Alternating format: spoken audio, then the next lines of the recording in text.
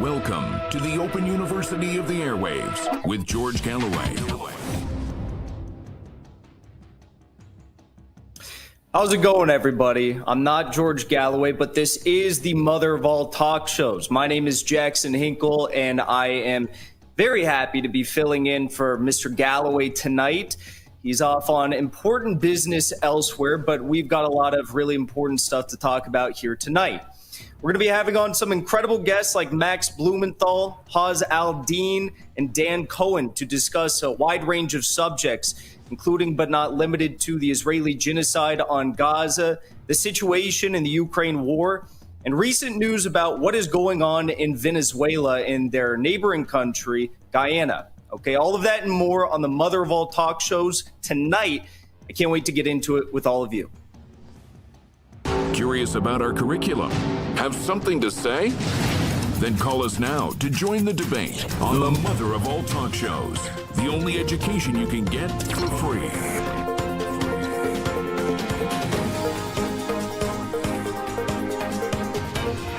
George Galloway. The mother of all talk shows. With George Galloway. The world is our classroom, and you're welcome to sit in and join the seminar. How's it going, everybody? Again, it's Jackson Hinkle standing in for George Galloway tonight on the mother of all talk shows. And we've got some really important subjects to discuss. If you watch the mainstream media, you probably wouldn't notice, but the rest of the 21st century is being decided today as President Vladimir Putin flies to the UAE, which actually is where George Galloway is right now. He's having meetings. Mr. Putin's having meetings with the UAE government. He's since flown to Saudi Arabia, and he's meeting with Mohammed bin Salman. And he was received in both of these countries with ceremonies the likes of which we've never seen before. In fact, he was running off the plane to go and give a big handshake to Mohammed bin Salman. Unlike Joe Biden, and he didn't fall on his way down those plane steps to meet with MBS. After that, he's going back to Moscow to meet with the president of Iran tomorrow. Again, I really do mean it when I say that the world is changing right before our very eyes, all the while the mainstream media is ignoring it. They're choosing to hide it from the public.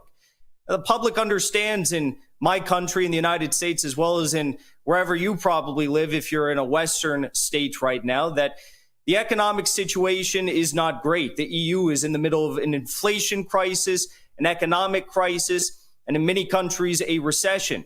In the United States, we have 600,000 homeless individuals sleeping out on the streets each and every night, 60,000 of whom are homeless veterans who served our country abroad. Of course, the state of the U.S. dollar and the euro is not too great either. And Joe Biden's not helping that situation by continuing to ostracize the United States and all other Western governments on the global stage from BRICS partners like Russia, China, and newly added Saudi Arabia and Iran, for example. The situation is quite grim, and that's why they're hiding the truth from you. When it comes to Russia, when it comes to Ukraine, when it comes to the situation in the Arab states, and when it comes to even in Latin America with what we're going to be talking about tonight in Venezuela, we can see, whatever the mainstream media is selling is a lie, but we can see that the multipolar world is taking shape. The British Empire is dead. The era of unipolarity by the United States is over, and the rest of the world, for the first time, is getting a chance to breathe. The boot is being removed from their neck. So let's take a look at these events and break down what's happened. When it comes to the war in Ukraine, you were all told that the United States and the Western partners would support Ukraine for as long as it took to score a victory over the Russian Federation. Now, if you have half a brain and at least two working brain cells, you know that that was a lie on its face, because the U.S. is going to do what it always does, as in the U.K. is going to do that as well. And that means they are going to use Ukraine as a pawn in this proxy battle for as long as they want to, and then throw Zelensky to the curb. Okay, but before they do that, of course, they're going to be funneling him millions and millions of dollars and all his cronies as well. And that's exactly what we're seeing play out right now. This very week, the U.S. State Department has come out and announced that the rope that they've set for the supply of Ukraine funds is running short. that if the U.S. Congress doesn't take action and supply more funds to Ukraine, which I'm sure they probably will, that the Ukraine war will have to come to an end. Right now, secret negotiations are reportedly taking place between the Russian Federation and Ukraine and their Western handlers. And of course, as we all assumed, these negotiations are entertaining nothing other than exactly what Putin wanted. We were asked at the start of this war, free thinkers like you and me, we were asked, how is this war going to end? Lots of people didn't trust the mainstream media narrative because they've already been lied to about COVID. They've been lied to about Russiagate. They've been lied to about a whole host of subjects going back decades and decades and decades. And the free thinkers said, well, if you look at Russia, they scored a huge victory in the bloodiest war of all time against Nazi Germany in World War II. They scored a huge victory against Napoleon in that war as well, which was opened on their Western front. And now they're probably going to score a huge victory against Ukraine. Russia has a population 4 times the size of Ukraine. Again, you don't need to be a brainiac to understand what was going to happen.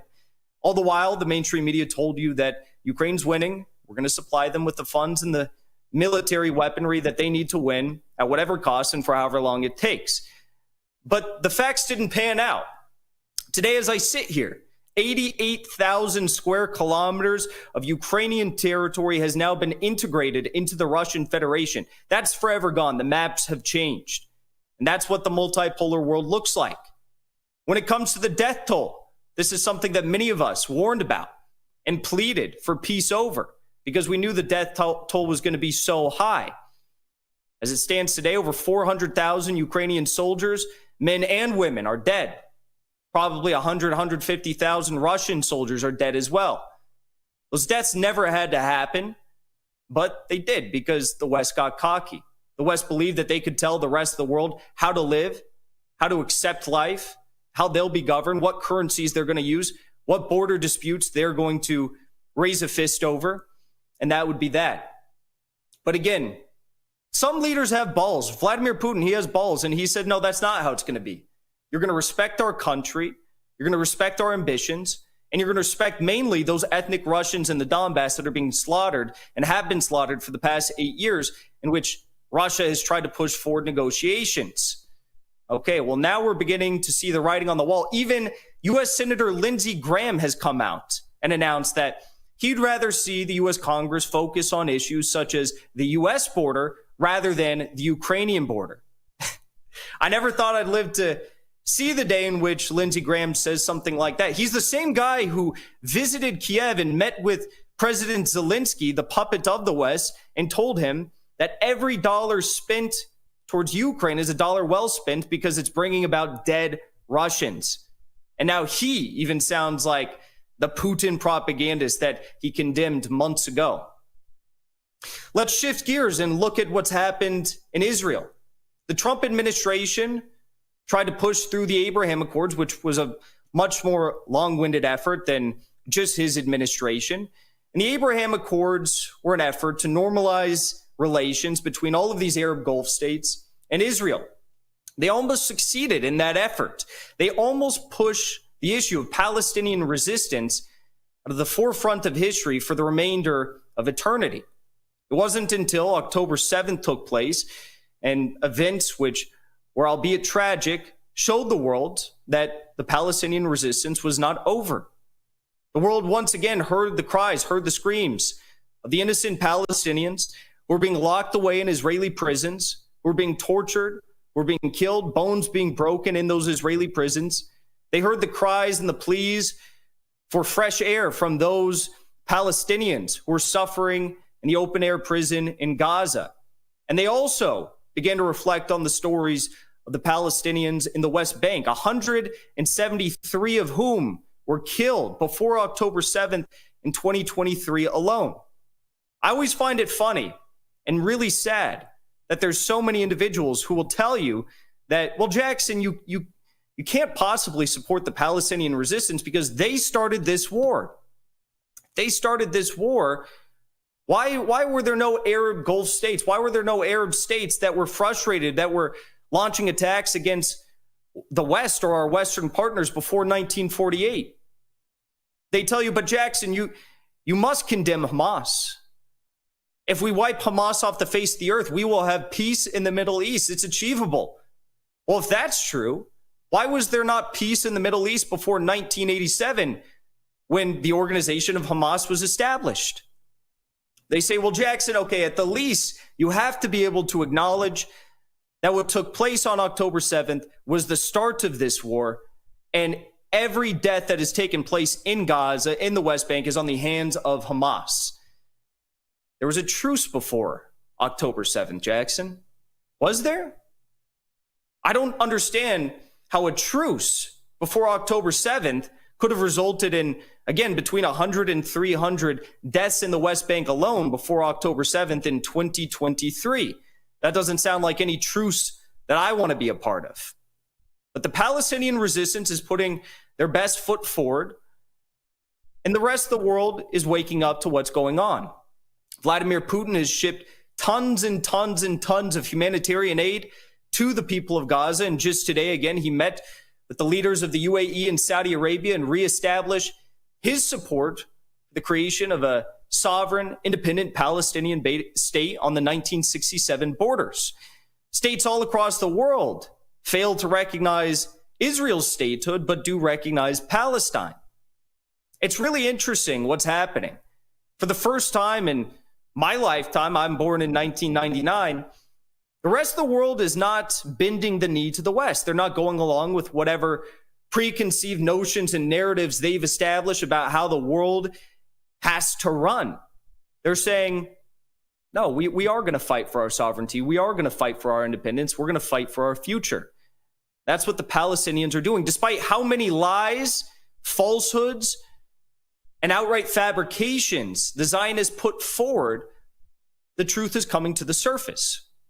Now, I'm not necessarily hopeful for the plight of the Palestinian people and the plight of the people in Gaza. Make no mistake about it. They've got a very tough road ahead of them.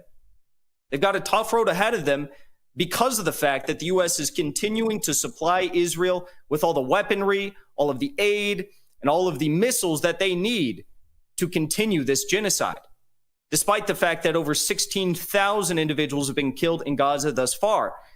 And if you want to challenge me on that fact, do it. Because just today, the Times of Israel reported a source from the IDF, the Israeli military, who said on record that the reports from Hamas and the Palestinian Health Ministry about 16,000 dead Gazans are actually relatively correct. It's pretty correct. They also admitted that far more civilians have been killed than Hamas fighters. The idea that Israel is going to wipe Hamas off the face of the earth is truly a non-starter. The idea that Israel is going to get back all their hostages, it could have happened. Hamas put forward the opportunity for that to take place. When before the Israeli invasion began, Hamas told Israel, if you stop the bombardment, we will free all of the hostages. Of course, in return for our own hostages that are being held in Israeli prisons and have been for years without trial, without any charges, without just detention. Israel declined to move forward with those negotiations and instead moved forward with their invasion. Now, one interesting fact about that, Prime Minister Netanyahu in Israel just yesterday had a meeting with the families of hostages who are still being held by Hamas, and he told those families, there is no way I'm going to be able to free all of the hostages. The families, the parents, the loved ones of those hostages were shocked. They couldn't believe what they were hearing from Mr. Netanyahu. But they were led to believe that Netanyahu cared about the hostages. They were led to believe that Netanyahu cared about Gaza, the people of Palestine, or the people of anywhere. Netanyahu doesn't care about anything from what I imagine. He doesn't care about anything besides the future of his political career. I know that sounds cynical, but it's the truth. A new report from Haaretz just came out, and we're going to be discussing this tonight with our guest, Max Blumenthal, who's going to be joining us shortly. The article writes, top defense officials in Israel held urgent consultations the night before October 7th about a possible Hamas attack. No one in the IDF notified the Nova Music Festival organizers or the ravers who were present at the festival. You have to ask the question, why? And I think there's a few answers that could be debated. but I don't know if we'll ever really know. I know what's for certain is that the globalists that are pushing to maintain this unipolar world order, they want Netanyahu out as well. They want him out for different reasons, though. They want Netanyahu out of power in Israel because they want a more benevolent leader in Israel. They want a more liberal leader in Israel. Maybe, in fact, even one of the attendees of the Nova Music Festival, they'll run around as a candidate for Prime Minister of Israel next. They want someone leading Israel who's going to carry out the genocide on the people of Gaza in a humane manner. They don't want someone in power who's going to slaughter 16,000 Gazans and make the world, including Vladimir Putin and Xi Jinping, shake their heads and support the Palestinian resistance. They don't want someone in power who's willing to do such absurd and criminal things that it might just provoke an all-out broader war between, say, Israel and Iran, or Israel and Egypt, or Israel and Turkey. They don't want that. They don't want a leader in power in Israel who's going to bomb the Red Cross, bomb Doctors Without Borders, bomb the United Nations schools, the UN RWA. They don't want that. They want a humanitarian leader that can put a nice face on the genocide. So one of the questions I'm going to be asking Dan Cohen tonight, another great investigative journalist that has worked and actually been in Gaza multiple times, is, are we about to witness the end of Netanyahu's career? Is his time up? We'll have to wait and see.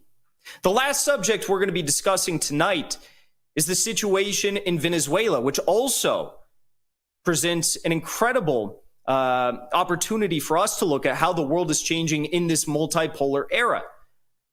Now, over the cries and the screams of the people of Gaza, you may not have heard about what's going on in Venezuela, but it's actually really, really important. You see, Venezuela is bordered by a country called Guyana. Most people don't know about it. Most people, if you told them that there was a country called Guyana in Latin America, they'd laugh in your face and say you're making it up. But that's actually the truth. Guyana is a country that borders Venezuela, and there's a region of Guyana called Guyana Essequibo. Now, Guyana Essequibo is a region that was stolen from Venezuela by the British Empire years and years and years ago. Venezuela, for years, under the leadership of Nicolas Maduro, tried to engage in dialogue with the government of Guyana to establish some sort of a mediation effort about that disputed territory. They understood that that was rightfully theirs and it was stolen by the British Empire, and Guyana, as a country, inherited it. Now, in 2015, Guyana was able to locate dense fields of oil and gas reserves in the Guyana Essequibo region, again, which was stolen by the British Empire from Venezuela and handed over to Guyana. You wouldn't be surprised if I told you that the entire political leadership in Guyana is bought and paid for still today by the United States and by the British government. You can look at photos of the president of Guyana online, speaking at the Clinton Global Initiative, speaking and meeting with world leaders at the World Economic Forum. He's a globalist pawn and puppet. And that's why just a few months ago, the president of Guyana decided he was going to unilaterally invite ExxonMobil and other major oil monopolies, including the U.S. military, to come into Guyana Essequibo, this disputed territory, and begin stealing the oil. Venezuela didn't like that. Nicolas Maduro wasn't having it because despite all his best intentions and efforts of establishing peace and mediation efforts, the land was stolen, and now it's going to be unilaterally exploited by a U.S. bought and paid for government in Guyana. The oil, the gas will be stripped away, and they will be undercutting Venezuela's oil economy in the process. That's why just this week, Venezuela established a public referendum on the annexation of Guyana Essequibo as the 24th state of Venezuela. Officially, on the Venezuelan books, Guyana Essequibo has now been voted by a broad majority, 97 or 99%. My numbers are correct.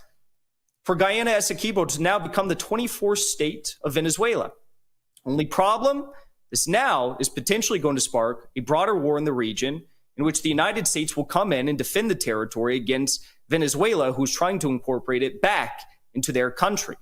All of these subjects will be touched in tonight's stories as we dive into our first guest, Max Blumenthal. We're going to be talking about the situation in Israel primarily with him. But make no mistake about it, each story that we address tonight is deeply integral to the changing world order and the multipolar world that is taking shape.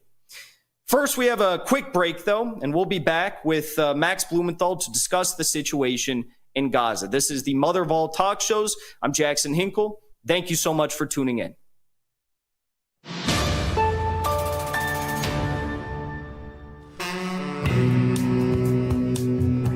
As I say, how lucky we are to have the audience that we do. 1 million people every week watching all or part of the mother of all talk shows and most attentive to what they hear, and many of them truly brilliant students. It's quite humbling, actually. Oh, George, blessings upon your cranium. It's the metamorphosis, man, or metamorphosis, the intimations of immortality experiences. George, I like what you said. I love a lot of things you're saying. You know, your daily communion with God is through your conscience. I wanted to comment on that. That's beautifully said. Your Socratic method on the on-air university is very beneficial, and I can only speak personally. I have appreciated because I had called last time in regard to the general strike, and you helped to really refine my understanding of that from a different point.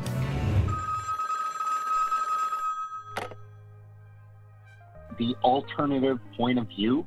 When I heard that last week, and again today, I had this kind of visceral gut reaction to it. And I know what you mean by that. And, you know, the MOATS audience knows what they mean by that because we're all informed citizens. We wouldn't be here if we weren't. For the masses who don't necessarily follow geopolitics, let's say, they're going to listen to whatever the mainstream media tells them. And for them, anything that's alternative, the automatic kind of reaction is, oh, okay, it's a crackpot view, it's a conspiracy theory, it's an extreme view, when really it's not. Let's call it what it is. It's fact-based commentary. Hello, George. Nice to talk to you. By the way, you deserve every penny you get, because you're the only person who speaks the truth over all the fake news. I wanted to personally thank you for bringing such great guests that speak about the situation. Also, I have become more aware of people like Max Blumenthal at the Gray Zone and others who do update us with information about Syria, and this has just been such a great eye-opener. So thank you. You are the people who have stuck with this show and transformed it into a truly global university, where it can be said that every month at least 4 million people will watch this show. They're in Greece, they're in Canada, they're in America, they're in England, Scotland, Ireland, Wales, they're in New Zealand, they're in Australia, they're in Norway, Denmark, Sweden, they're in Finland. They're all over the world. They're in Africa with a call from Nigeria. This is a truly global phenomenon, and that is down to you.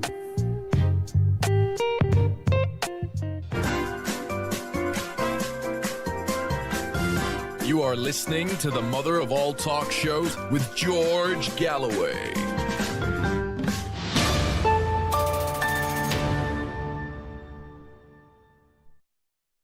Thanks for joining me again, everybody. My name is Jackson Hinkle. I'm filling in for George Galloway on the mother of all talk shows tonight. It's quite the honor.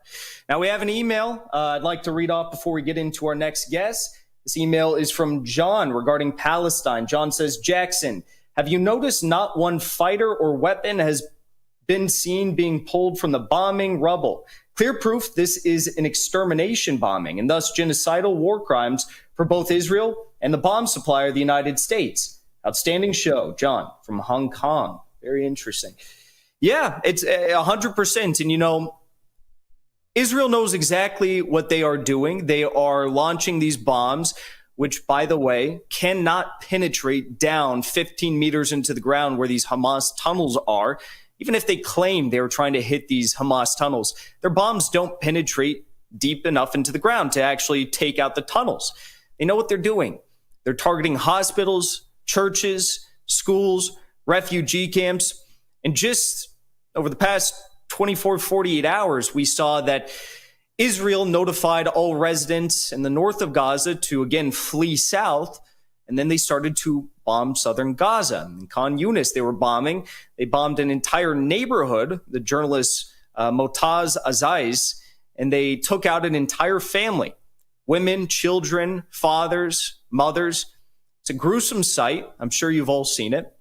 But yes, this is a genocide 100%, and that's why we must bring it to an end. For those of you who are listening in from around the world, I want to remind you all, you can call into the show and talk to me directly. If you're in Canada or the United States, you can call in at the number 1-844-944-3344. If you're in the United Kingdom, you can call in at 08081-965522. If you're anywhere else in the world, you can call in at 0044-203-966-2625. We also have an email. It's going to be on air at moats.tv if you'd like to reach us there directly. And, you know, I always like to talk to average individuals about these subjects because the fact of the matter is average individuals in each country on every, country on the face of the planet understand what's happening right now. The mainstream media is lying to you. Yes. The politicians are lying to you. Of course, the financial elite, the banksters, Wall Street, City of London are undoubtedly lying to you because it's in their fiscal interest to lie. But the average people are waking up. We all see the truth. We see what's happening. We see the genocide that's taking place in Gaza. We've seen the bodies and the photos and the evidence of the ethnic Russians who were killed in the Donbass and that Putin is now liberating from the Ukrainians. And we understand that as much as the United States and the United Kingdom point the finger at countries like Israel and say they are the heroes in this situation, and groups like Hamas or other groups in Lebanon are terrorists, the fact of the matter is that they are the terrorists. The United States are the terrorists. The United Kingdom are the terrorists. For some reason, maybe it's because they're being paid to lie, the mainstream media will never address this fact. They'll never ask the question, why is it that the world is so caught up in calling groups X, Y, or Z terrorists when our own government is responsible for most of the world's terror in countries like Iraq, Afghanistan, the dirty war in Syria, what we did in Libya, Yugoslavia, now Ukraine, and now Gaza? Couldn't be any more clear to me or to probably all of you, and that's why it's important to address these facts. Next, we're going to be having on Max Blumenthal. I think he's going to be joining us shortly. But, Max has been doing incredible journalism over at The Gray Zone. He's an author, he's a journalist, and he just put out a really interesting story at The Gray Zone. You can find it at thegrayzone.com about how a lot of these stories and narratives that are being put forward about the events on October 7th are actually just lies, patently lies. We've seen Haaretz come out and actually confirm some of the reporting that Max Blumenthal at The Gray Zone was first to report on. For example, Max Blumenthal, not too many days after October 7th and the horrific events took place then occurred, reported at The Gray Zone that he found it a bit suspicious that there were Israeli Apache attack helicopters that were called in to fire on positions during the invasion of Israel on October 7th. Of course, he asks worthwhile questions, such as, why were those Apache attack helicopters called up? Who did the Apache attack helicopters and Israeli tanks fire upon when they were called? There were even firsthand accounts from Kibbutz Be'eri, one of the main sites of some of these horrific crimes on October 7th that left many civilians dead, who came out and admitted on his Israeli state radio after Max did his reporting at The Gray Zone that, yes, some of the civilians who met their tragic end on October 7th were not killed by Hamas, but instead by Israeli tanks. So we are going to talk about all of that and more with Max Blumenthal. Right now, everyone be sure to drop a like on this stream, share it far and wide, and subscribe. Max, thank you so much for joining me. It's good to have you here. I know you're having a busy day. How you doing? Good to see you, Jackson. Good to see you as well. Now, I don't know if you got to catch this yet, but Haaretz just put out a very interesting report, which said, and I'll read it again for everybody, that top defense officials held urgent consultations the night before October 7th about a possible Hamas attack. No one in the IDF notified the Nova Music Festival organizers or ravers about this possible attack. Now, you've been doing incredible journalism over at the Gray Zone about what actually happened on October 7th. I encourage everyone to follow along with your work there. But what do you make about this new report from Haaretz? I mean, we're seeing so many reports suggesting some kind of foreknowledge of these attacks, and I don't really know what to make of it, that someone shorted the stock market with the expectation of a major attack on Israel and made a ton of money. That Israel had known about it months in advance. I chalk it all. I chalk most of it up to Israeli hubris, and that their intelligence services are actually kind of a paper tiger. They're not so brilliant, and that they were operating under the illusion of total control over the Palestinian population. I think a lot of this thinking, the idea that Israel that its military intelligence apparatus would have allowed this to happen, doesn't give enough credit to the Palestinian counterintelligence operatives who figured out how to make this operation take place, or to the prime minister of Gaza, Yahya Sinwar, who was the mastermind of the entire operation and basically duped the Israelis into believing that he only wanted an economic peace with Israel, and concealed the plans, including plans distributed to over 1,000 well-trained or moderately trained commandos to attack Israeli military bases. So this was kind of in some ways, it was a masterstroke by Palestinian armed factions. It is a huge scandal for the Israeli intelligence services and the Israeli military.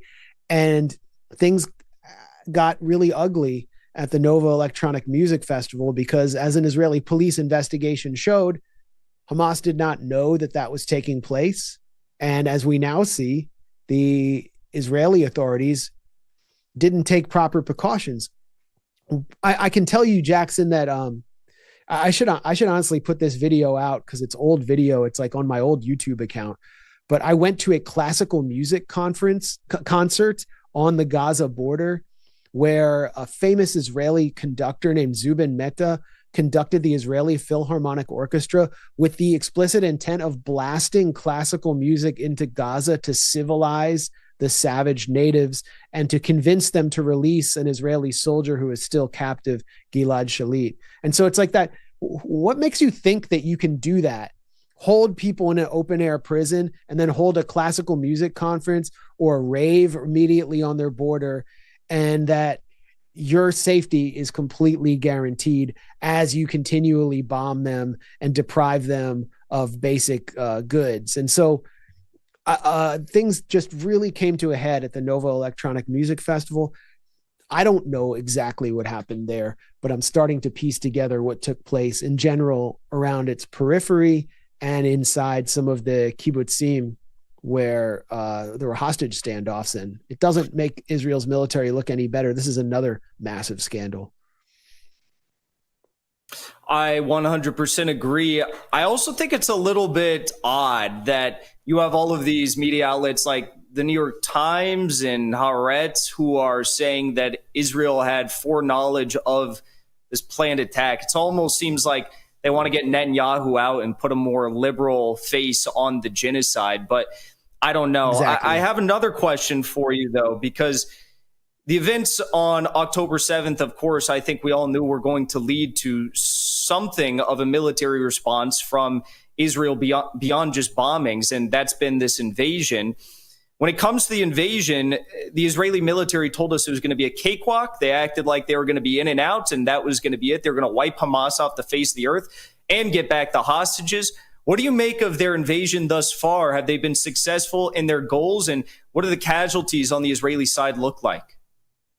Yeah, just going back to the important point you made about these stories. I mean, a lot of this, the lead author on a lot of New York Times stories is Ronan Bergman, who's an Israeli journalist, and his book, Rise and Kill First, about Israel's assassination program, is blurbed by a lot of the security chiefs, former Mossad chiefs, who are Netanyahu's chief adversaries. So they're his sources. And so I think we can deduce that, yeah, that's where those stories are coming from. As for Israel's military operation inside Gaza, well, two things have been proven false that the Israeli military promised would come true by this point, that their military would be able to liberate the hostages, the captives, through force. No, they've been freed through political negotiations, the kind that Hamas could have been holding with them from day one. And two, that they would severely degrade Hamas's military and political infrastructure. And we can see from the release of the captives in the middle of Gaza City in a square where a hand is holding a dog tag belonging to an Israeli soldier, a memorial. A dog tag of an Israeli soldier is draped over a question mark to symbolize the missing Israeli soldiers who are nameless inside Gaza that the Israeli military refuses to acknowledge. That shows that Hamas can still come out through its armed wing, the Al-Qassam brigades, and control Gaza City, and that they were able to bring their constituents out to cheer for them as they released these hostages or captives, and that they were able to control the situation politically, to care for the captives, to give them medical care, all under the most intense genocidal bombing that we have ever seen in our lifetimes. At the same time, they're carrying out armed attacks according to their military doctrine of ambush, surprise, close quarters combat on Israeli soldiers, particularly in the northern border areas and in the eastern border areas. And we see scenes every day from Al-Qassam's media channels of them attacking soldiers with homemade weapons, with homemade tandem rockets that are basically reverse engineered Russian anti-tank munitions, placing munitions on tanks directly, destroying these $16 million armored vehicles and killing Israeli soldiers. And meanwhile, Israel is winning the war on Palestinian babies. They've killed what are they? They're approaching like 9,000 women and children being killed now. They're really degrading the female and baby infrastructure of Gaza as they completely fail militarily to achieve their goals. And this can be illustrated through sheer numbers. The Israeli military announced that they believe that they've killed 1,000 to 2,000 mid-level Hamas commanders and Hamas fighters. Okay, 1,000 to 2,000 out of 15,000 civilians, which the Israeli military acknowledges is an accurate number. How many do they have to kill to succeed? If there are 30,000 Hamas fighters, that would be like 300,000 to 600,000 civilians killed in the Gaza Strip in order to eliminate Hamas. That's 1 out of every 3 people. Would be the most insane genocide, one of the most insane genocides in history. And they're never going to get there. They're not going to be able to get there. So far, I'd say it's a complete failure. Yeah, it really does look like a complete failure. And again, as with all these, Western proxy wars and wars that they've launched themselves, it seems like we really don't have any clear and concise goals. If the goal was to get rid of or to get the hostages, Netanyahu already seemingly admitted that he's not going to get all the hostages. If it's about wiping out Hamas, we know they can't do that. So what do you really think the goal is here? Is it about extending the political career of Netanyahu? Well, for Netanyahu, it's always about that. Every decision is about Netanyahu. And if you look at Netanyahu's history before he was prime minister again, he was facing many prosecutions for corruption, for siphoning off money from German military aid, for example. His family's facing corruption charges. If he goes out of office, he's not immune any longer. And the Israeli public increasingly wants him out. The protests against Netanyahu are getting stronger and more ferocious. The military chiefs want him out. And everyone wants him out for a different reason, but he's the fall guy. And I think I would be shocked if his career lasted longer than this war. And the war is being fought with impossible maximalist goals that are advanced by the U.S. administration, by Tony Blinken and Joe Biden. It's a goal of regime change, removing a political entity that has a mass constituent base. I mean, I've been to Hamas rallies as a journalist in Gaza. No one can bring out that many people in all of Palestine, and it's completely grassroots. So what are they going to do? That's part of the genocidal mentality, is they're trying to eliminate anyone who supports Hamas by killing them and their entire family, by targeting them at home. And they're not going to be able to do that. The legend of these fighters within Palestine will live on. No one wants Mahmoud Abbas, and Mahmoud Abbas doesn't want to govern a Gaza Strip that's been destroyed and set back 20 to 50 years. They want to bring in Mahmoud Dahlan from the United Arab Emirates, who used to be the CIA's guy. He doesn't even want to go. He doesn't want to go back. So they don't have a plan for the day after. And if they get their way and they manage to destroy everything in Gaza and destroy Hamas, what will come after is some kind of insane, nihilistic ISIS-like entity, which is something Israel could actually possibly live with, since they did in Syria. And one last question for you here, because sitting in America, it's almost election time. This is something that I think is weighing on a lot of people's minds. Donald Trump, of course, is taking huge leads in all the polls that are taking place right now, especially in swing states. How do you think that this U.S. support for the genocide is going to impact potential, Biden 2024 ticket? The new polls show that most Republicans across the board of all ages support Israel's assault on Gaza, and that most Democrats support it, except for Democrats who are 18 to 35. And that's because they're consuming social media, they're less propagandized, and they exist within a much more diverse cultural context in which Palestine is an important social cause, social justice cause, and they're just more international. That is a constituency that Biden counts on, that the Democrats count on, who are not going to vote for him, along with Arabs and Muslims who have a lot more political power than we give them credit for. The Florida election in 2000 was partially decided by a secret deal between George W. Bush's campaign and the Muslim American community leaders of Florida, where he promised to get rid of secret evidence against Muslims if they delivered votes for him. And they had delivered tens of thousands of votes in an election that was decided by one of the narrowest recounts that had to be stopped. So Muslims pulling out support for Biden could cost him in key swing states, obviously, especially Michigan. And that's what's figuring into the Biden administration's calculations. They now are leaking that they want this war to end by January, because, in the springtime, they want to start bringing getting their base to circle the wagons against the bad orange Hitler Trump and tell them that they have no other choice but to vote for sleepy Joe Biden. But the young voters, the Muslim and Arab voters, they're not going to forget this. Along with the cost of living, which is just a disaster for working Americans, and Biden's generally demented character, I think it's a huge uphill climb for him, and they might replace him by springtime. We'll have to wait and see. I think one thing's for certain: Muslim Americans want Genocide Joe out, but they don't really have a whole lot of other options on the table with RFK Jr. and Zion Don. But Max Blumenthal, The Gray Zone, thank you so much for joining me here today. Of course, everyone, you can follow him on Twitter, YouTube, and his work at The Gray Zone's website.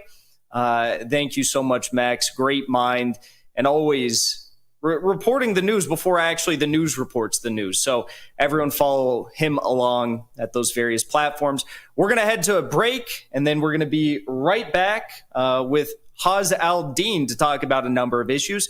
This is the mother of all talk shows. We'll be right back.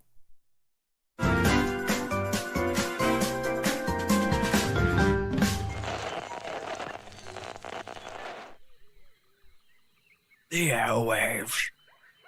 This savannah is a rigid dichotomy of fact and fiction. As vicious as the Twitter sphere, where the slightest misjudgment can spell being cancelled. One species rules over the airwaves through its ability to adapt and survive in even the harshest environments. The George Galloway.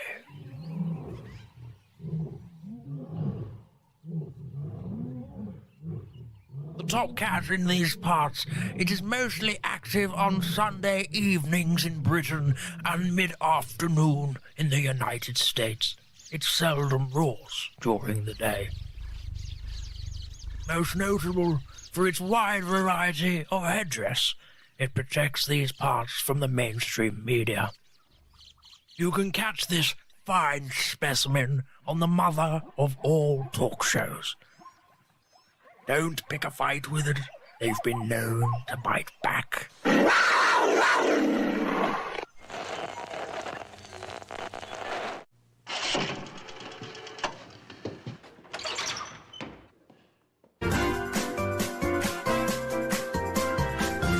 You are listening to the mother of all talk shows with George Galloway.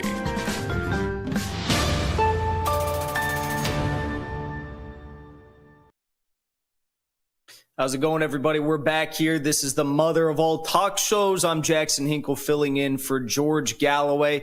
I see we have a few YouTube comments here I want to check out. Ian Watson says, what a treat this is. Hinkle and Blumenthal on the same show. Thanks, George Galloway. And we have the best guest here. Stephen Mulholland says, Jackson Hinkle and Scott Ritter have been great stand-ins for George Galloway. And we are happy to be here. We also have a poll that's live on our Twitter, our YouTube community tab page, and our Telegram. The question tonight is the Gaza genocide being used by Israel to grab oil and gas reserves? The poll currently stands at 86% on YouTube saying yes, 14% saying no. We got 94% yes, 6% no on another poll here. Telegram, we got 91% say yes, 9% say no. And on Twitter, or X, 89% say yes, 11% say no. So the vast majority do agree that, yes, this is all about oil. I think that's definitely part of what's going on here. I don't know if it's just about oil, but I definitely think, as with truly any conflict, land, oil, resources, of course, are part of the equation. And without it, it probably wouldn't be happening. I can't imagine that they'd be wasting so many millions and millions, if not billions of dollars worth of military resources on this stretch of land if it were not for some very, very expensive resources like oil and gas on the other end. But there's other factors at play here as well. All right. Well, next, we've got Haz al-Din joining us. I am looking forward to talking to Haz. He's a great friend of mine. But first, I want to read one more email here from Alicia, who says, hey, Jackson, you are natural tonight. What do you make of the Ben Gurion Project? Best, Alicia. Well, thank you so much for the kind words. I'm having a lot of fun on the show. But when it comes to the Ben Gurion Project, I'm actually not familiar with it. So you're going to have to drop a line and send me a message on Twitter and explain to me what that is. Haz, who we're going to be talking to momentarily, he's a great voice in the American political space, especially when it comes to foreign policy. When the Ukraine war broke out on February 24th, 2022, Haz was one of the only individuals who got the war correct. He stood with Putin on day one, and because of that, he was forced out of his own streaming platform, Twitch. They banned him immediately, and he's been banned from several other platforms since. Haas is someone who also is an American communist. And that might be a scary term to some people, but the fact of the matter is that I think you'll understand what Haas stands for is what the American people stand for, and most notably even what the MAGA movement in the United States stands for, the Make America Great Again movement that has, corralled around Donald Trump to become the 2024 presidential nominee in the Republican Party. Now, again, I say that might be scary for some people, but you'll understand why it's not in a moment. We're going to be talking to him and breaking it all down. We have some phone calls that we're going to be diving into now. So first on the line is Erobos from New York talking about Biden and Ukraine. How's it going? Salutations and greetings, Mr. Hinkle. How are you? I'm doing very well. Having a great time hosting the show. Fantastic. As is my way in calling MOATS, I want to wish you, your followers, the international audience of MOATS, salubrious health, long life, and power. Before I get into my question, I wanted to thank you again, as well as Salima Khan and Haas, for when you came to New York. You helped foot the bill at that restaurant there, and I didn't have any money, right? You didn't know me. You could have been like, screw that guy, and have me wash dishes or mop the floor, just run out without paying. But, you helped foot the bill for all of us, and it was a very high bill, and I'll never forget that kindness. And then afterwards, we went to Black Rock and rattled the cages over there. So it's an honor speaking to you again. My question is, I was looking on Twitter earlier, and I saw a clip of Joe Biden, a.k.a. Genocide Joe, a.k.a. Jim Crow Joe, and he's saying that in order for them to stay in Ukraine, American troops are going to have to be on the ground, boots on the ground, facing off against Russian troops. Now, you mentioned Graham earlier, Looney Lindsay, Flimsy Graham. I don't think he's going to go for that, or many of these neocons, because they part of the reason of them encouraging this Ukraine thing, aside from all the backdoor slush fund money that's circulating in that laundromat over there, is that they boast about no American troops are getting killed. And that's why we have to we're spending 3% and we're killing 50% of the Russians. It's the best thing since sliced bread. But if you're talking about putting American troops there, it's going to be a major problem. So I wanted to know what was your thoughts about this, if you knew that Genocide Joe was talking that craziness. He always slips up in his dementia and tells the truth occasionally. But I wanted to know what your thoughts was about it. Well, thanks for the call. And I do remember meeting you in New York, and that was a pleasure. So thanks for ringing the line here at the Mother of All Talk Shows. And I also did catch that clip with Joe Biden when he said specifically, if Russia moves to NATO, American troops will fight Russian troops. And my thoughts on that are really not any different, I think, than what myself and other commentators have said about this issue for quite some time, in that I think that all this talk, all this hype is about trying to secure more funding for Ukraine from the United States Congress.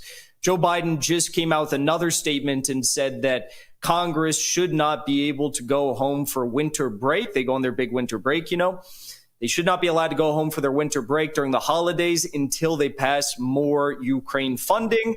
The Republicans are holding out and saying that they're not going to pass more Ukraine funding until they get a border deal etched in stone. So we'll have to see what happens, but I think that all of this is about trying to secure more Ukraine funding.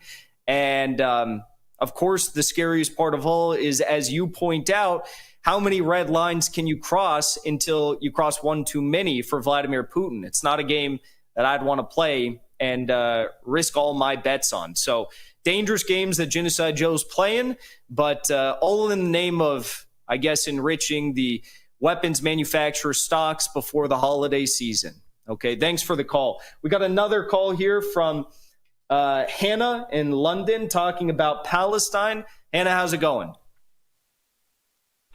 Hi, Jackson. How are you? Good. How are you? Hi, Jackson. How are you? I'm doing well. Can you hear me? You're doing. I can hear you. Can you hear me? Yes. Oh. Can you hear me, Jackson? Hello. We can hear you. I think we might be having some technical issues with your line. So we'll I don't know if it's working, but maybe we can jump to another caller if we have another one on the line. Let's see here. No. Okay. Well, we've got Haz Al-Din coming up at 10 p.m. UK time, so just in a few moments here. Looking forward to talking to him.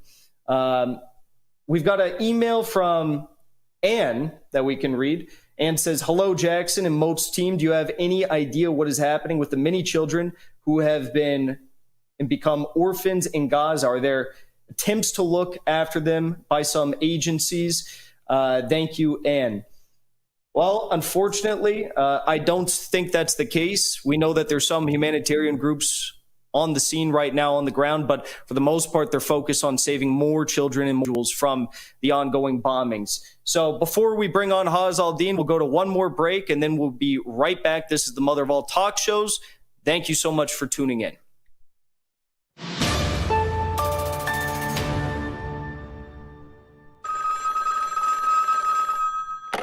On the line is a Rose in Texas.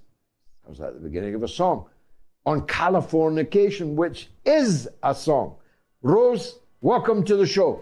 Fan of the show, transgender fan of the show, and I wanted to briefly address your monologue from last week on Californication, because I almost entirely agree with what you said. Trans women athletes taking medals and records, directing children at nightclubs, and even going to elementary schools themselves, not to mention hormone blockers for children as well. The attack on freedom of speech, not only against conservatives, but anyone who doesn't fall in line with the agenda, rainbow flags on NATO military aircraft, which is certainly doing more to cultivate anti-queer sentiment around the world than there already is. All of that makes me sick. So because I don't believe in incest, bestiality, necrophilia, and pedophilia, I'm basically culturally right-wing by today's standards, even though less than 5 years ago, I'd still be left-wing. So in regards to you and everyone else watching who thinks of me and people like me as the villains right now, you should know that I support the most traditional Muslim, Jewish, Abrahamic believers to be as homophobic and transphobic as they want, because guess what? That's freedom of religion, which is a value we claim to have in the West.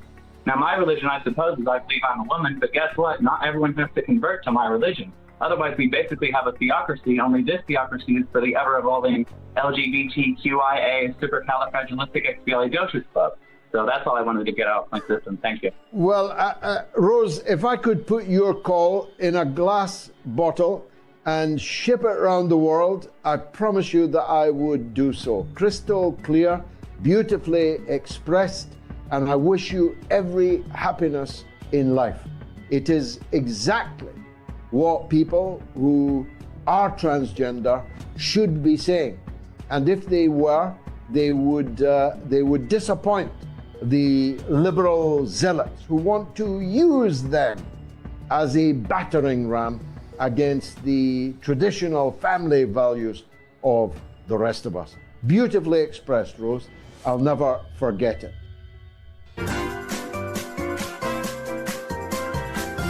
You are listening to the mother of all talk shows with George Galloway.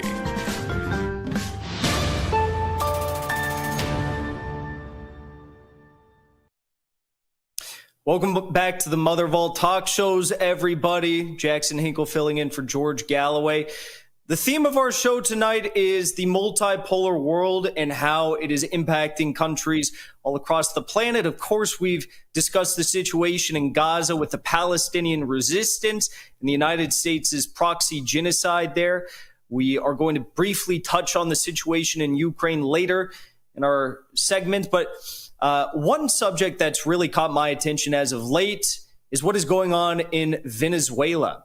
There's a really odd story coming out of Venezuela about how disputed territory, which was stolen by the British Empire and given to a little-known state called Guyana, is now being used by ExxonMobil and the U.S. military to exploit oil and gas resources. Venezuela wants that land back. They feel it was stolen from them. They just had a public referendum about taking back this land that's rightfully theirs, and they declared it the 24th state of Venezuela yesterday. Nicolas Maduro, the president of Venezuela, announced. This might set off a new war in Latin America between the U.S. military, potentially Brazil, versus Venezuela. My question for our next guest, Haz Al-Din, will discuss this matter. So let's bring on Haz. He's the host of the Infrared webcast, which you can find on the streaming platform Kick. He's also an author, a commentator, and a political theorist. And he's a good friend of mine. Haz, welcome to the show.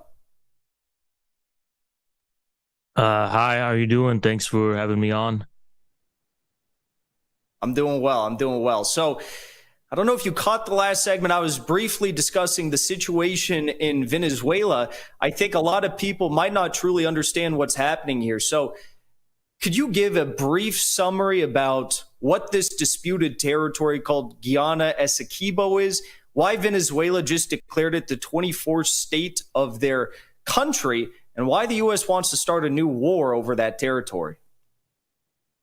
So when Simón Bolívar launched his war of independence against Spain in the early 19th century, Guyana Essequibo was part of the territory of Venezuela. When Venezuela, I don't know if it seceded, when it was no longer part of the Gran Colombia Confederation in 1830, this was part of its territory. The British, however, saw fit to decide the boundary of their own colony they got from the Dutch, called British Guiana. And they decided that that territory was going to cut into what Venezuela had already claimed. So after 1841, Venezuela was contesting this, and it wouldn't be resolved, quote unquote, unfairly, I should add, until the end of the century, where basically a tribunal was convened by the United States, Britain, and Russia, which at the time was a British ally, which said that the territory, Guyana Essequibo, actually belongs to the British, to British Guiana. Fast forward half a century, and British Guiana is going to get independence from Britain. So they go back to the table and they decide at the Geneva Convention of 1966 that going forward, they were going to settle this matter bilaterally. And it was never settled. However, under international law, Guyana Essequibo and its waters were disputed territory. The issue did not raise its significance again until the late or the middle of the 2010s, where it was discovered that there was oil in the Guyana Essequibo region, which led ExxonMobil and others to flock to the region, more or less buy out the government of Guyana, and acquire these unprecedented rights to mine the oil there, basically ripping off the people of Guyana and drilling oil in disputed territory, which is a violation of international law. And they started drilling it. And over the past decade, Venezuela has tried everything they could to get Guyana to come to the table and settle this matter bilaterally, just them two. But Guyana, under pressure by ExxonMobil, has refused. It's insisted that they take the matter to the International Court of Justice, which is in violation of the Geneva Agreement, where they decided they were going to settle it bilaterally. So just recently, the limits of their patience being exhausted, especially with the news that Guyana was inviting the United States to build a military base there, undoubtedly to protect the assets of ExxonMobil, Venezuela decided they've had enough. So they held a referendum to reaffirm their stance on the matter of the dispute that Guyana Essequibo is part of Venezuelan territory. And I believe Maduro has given these oil companies 3 months to leave the premises, and that immediately Venezuelan companies, which, by the way, are by and large state-owned, therefore sovereign, can start drilling there. He's issued an order to give identity cards to the residents of Guyana Essequibo, making them Venezuelan citizens with the full rights, protections afforded by that. And undoubtedly, it's going to be portrayed and is already being portrayed as an act of unwarranted aggression. Just like in the case of Russia's SMO in Ukraine, that accusation is devoid of knowledge of the context. Yeah. So basically, this was Venezuelan land. Then the British Empire used international football politics to steal the land. Then in 2015, they found that there's a lot of oil on this land. Then the U.S. Controlled government in Guyana decided that they were going to invite ExxonMobil and the U.S. military down to exploit the land. Venezuela the whole time has been engaged in diplomatic negotiations, and now they've recognized it as part of their territory because the Western states are trying to steal it from right underneath their feet. So I'm curious. I doubt anyone in the West is actually thinking about this with a rational mind, but maybe you could answer the question. Do you think that Western countries like the United States and the United Kingdom can afford to fight a proxy war in Ukraine against Russia, a proxy genocide against the people of Gaza through Israel, prepare for a new war with China and Taiwan, and also fight a war against Venezuela and Guyana all at the same time? The short answer is no. While the United States and its allies are very capable of destruction, when you have a popular government, especially in the case of Venezuela, where there's a militia, I believe, 2 million strong, ready to throw down for their government, you can't hold the territory. You can bomb it. You can kill a lot of people. You can destroy the infrastructure. You can level it. Undoubtedly, they can do that. But you can't hold it and you can't occupy it.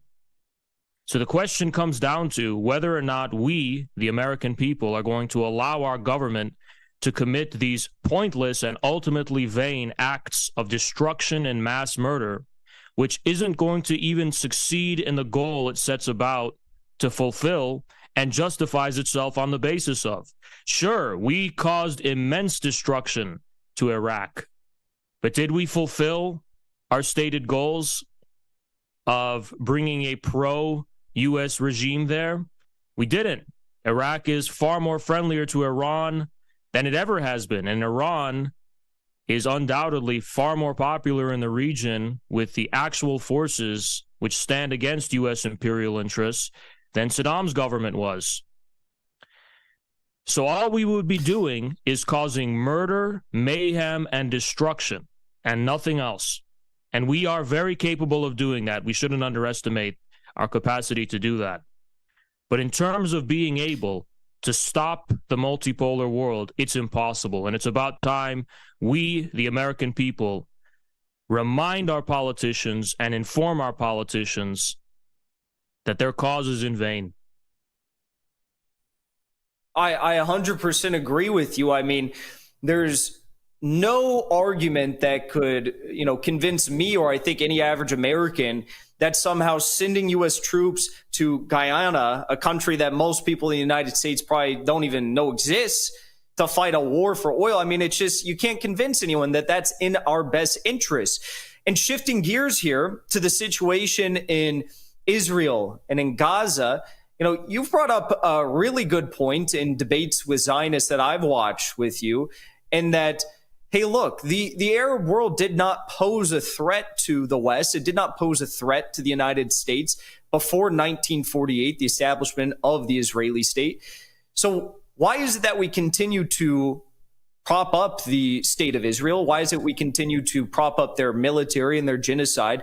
And why don't we actually seek to have peace with all these Arab states? Do you think that peace is attainable at some point in our lifetime with these Arab Gulf states? I think that peace with the Arab Gulf states has already been achieved as far as the United States is concerned. And the real concern by these Gulf states is actually the people. It's not the government. The government would be fully in bed with Israel publicly, not just the UAE, but Saudi Arabia and others, were it not for the popular pressure in the region. They know it would regionally delegitimize them. But as far as the question of why we continue to prop up the Zionist entity in the region, The answer is a combination of the Zionist lobby and the entrenched interests of the international oil banksters in the region to suppress the growth of regional forms of sovereign power. Israel obstructs and sets a precedent within the region of division, of creating ethno-states, of conflict, preventing the natural regional integration that we have seen in the history of that region for many millennia. So it's the same, more or less, reason we decide to support Taiwan separatism. We decide to senselessly back the Ukrainians against the Russians. And even, to another limited extent, why we are interested in now intervening in Guyana. These small proxy states serve to obstruct the growth of sovereign regional powers that won't be dependent on the World Bank and the international oligarchical bankster class in order to acquire parasitic loans that will inevitably forestall and impede their development. And when these regions are capable of development, as China has, they pose a fierce competition to the financial monopoly capital that rules the governments of the West.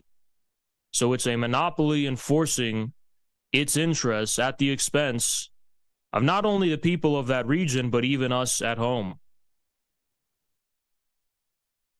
Yeah, I guess when I said, can we have peace with the Arab Gulf states, I guess I meant a peace like Putin is currently enjoying. He's in the UAE today, he's in Saudi Arabia as well, doing big bro handshakes with Mohammed bin Salman. And in the UAE, he received a grand ceremony, the likes of which I've never seen for any world leader. I mean, it was incredible. They had fighter jet pilots doing the Russian flag in the sky. It was like something I've never seen before. It seems like a lot of these Arab Gulf states, yeah, we have peace with them, but we don't have a true relationship with them based on a mutual understanding and trust. It's not that, it's that we bought out their governments. I guess the question is, for how long can that last? And the bigger picture, I think, is how long can the Israeli state last in its current context if countries like Russia and China and this new multipolar world don't support it?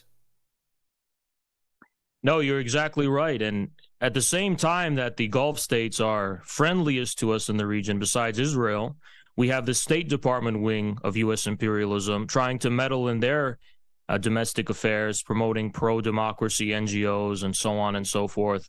So even in terms of then, we can't keep a competent relationship. It's pure incompetency of an empire, if you ask me.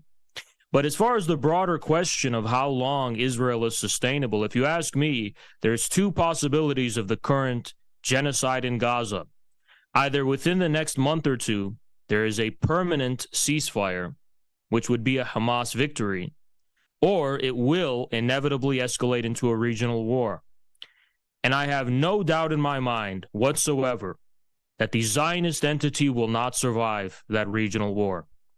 Sure, we will probably get involved and commit a great deal of troops and military assets and cause havoc and destruction, but in the long term, who rules a region is who is native to the region, who understands the people of that region. And we don't, and neither does the Zionist entity. In the long game, they won't be able to make it out of a regional war that's protracted and is waged by masterminds of guerrilla warfare like the IRGC. Yeah, I was just talking with Max Blumenthal. It seems as though the Israeli military is suffering pretty high losses and casualties in this invasion, and they're not getting what they expected, I guess. I don't know what they expected going into this, sniper and drone heaven that they've created in Gaza, with all the rubble and destroyed buildings everywhere. It's quite the scene. It's horrific, but they're suffering pretty high casualties. And it almost seems like to me that at this point, with even some of the withdrawal of these Israeli troops from the north of Gaza because of the dense level of Hamas airstrikes on their positions, it almost seems like that some of these other regional groups that you might refer to that might get involved in a regional war, that the Palestinian resistance doesn't really need them right now. It almost seems like they're doing a decent job of defending their military assets in Gaza. Of course, there's the horrific bombings, but at this point, I mean, do you think that this could actually result in a regional war? And what do you think would be the red line that would need to be crossed that would bring us to that point? I think the red line would be if Hamas finds themselves cornered and on the brink of destruction, their allies will definitely come to their aid. I don't believe the axis of resistance is going to allow Gaza to fall. They don't want to get involved just yet because, as you mentioned, they do believe in the ability for Hamas to wage a long, protracted war. But if the ground invasion does not acquire full fruition, if they constantly just bomb, and level Gaza and massacre its civilians, regional actors will be pushed to their limit. And I don't think this is going to be able to last. I mean, as others have pointed out, the amount of children being killed per day in Gaza is even more than those that were killed during the Holocaust. It is simply unacceptable and untenable. And I would be very surprised if the people in the region, let alone the governments, would be able to tolerate that for another few months. Either Israel commits to a full ground invasion in which they're faced with guerrilla war and a long, protracted conflict, or they have to settle for a ceasefire, because the alternative is the destruction of the Zionist entity itself. Yeah, I agree that the regional actors have been staying out of heavy business, heavy fighting. There's been some missiles fired, but they've been staying out of the meat and potatoes of it for those reasons. But there's one, semi-regional actor, I guess, a little bit further away, who has been working overtime, and that's Yemen. Yemen's been, taking over and in some cases even attacking, reportedly, some of these Israeli-owned ships that are making very short sea routes to get to their, destinations, and even launching some drones above U.S. warships in the region. What do you make of these Yemeni takeovers of these trade and shipping ships? What do you make of this, and what's the impact going to be on the Israeli financial sector and their shipping industry as they have to deal with these Yemeni attacks? I think Yemen is one of the rare cases we see in history where a people are rising up and defying the world's greatest power purely on the basis of defending the honor of their people, and they consider the Palestinians their people because they're fellow Arabs and they're fellow Muslims, and they also have nothing to lose. The humble and brave people of Yemen fought for years against the Saudi invasion, which was undoubtedly very destructive and took a great toll on them. And it has made them fearless, and it has hardened them to the point where the United States can try to invade Yemen. They could try to bomb Yemen as much as they want. Same with the Zionist entity. What can they do that the Saudis haven't? And the humble people of Yemen feel they have nothing to lose. I mean, really, when you think about it, what do they have to lose? And it's quite a shame, because Yemen is defending the honor of the entire Muslim and Arab world. And they have the least amount of money. They have the least amount of military assets and strength. But they're proving themselves, I believe, to be leaders in the region. As for the long-term consequences, obviously the United States is not going to tolerate it. One of the biggest roles of the United States around the world is the facilitation of trade on the sea, even when it doesn't concern them. So if these vessels are being blocked, we're looking at a situation, and the British used to fulfill this role of the Suez Canal being blocked by Nasser. And undoubtedly, that's not going to be able to last very long. But at the same time, why has the U.S. not acted as severely as it otherwise would? Because its hands are tied. Its hands are tied, sending its most important naval assets to protect the Zionist entity in the Mediterranean.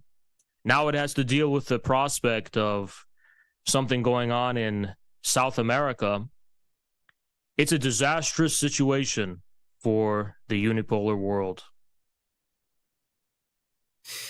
Yeah, it really is. And when you talk about the end of the unipolar world and this era of multipolarism that we're living through, you can read people like the Russian philosopher Alexander Dugin. He talks about the varying movements that are taking place all across the world, whether it's Pan-Africanism, whether it's, this anti-imperialism in Latin America, whether it's the anti-EU sentiments in Europe, or whether it's the project of the Communist Party of China in Asia.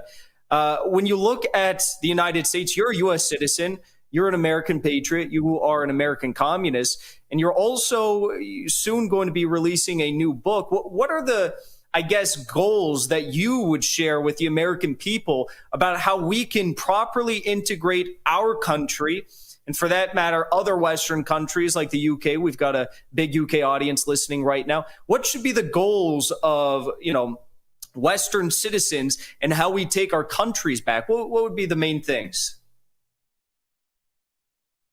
America's power needs to stem from its own internal strength. It needs to stem from the strength of its people and its own very abundant resources, which we're not even fully tapping into. Presently, the policy of our regime is to prop up an empire that is based on the exploitation, plundering, theft, and overthrow of foreign governments and countries, endangering Americans who have no interest in going to war and meddling in the affairs of others. As Americans, we need to take our country back in order to realize our own inner potential as a people. We need to focus on our own issues.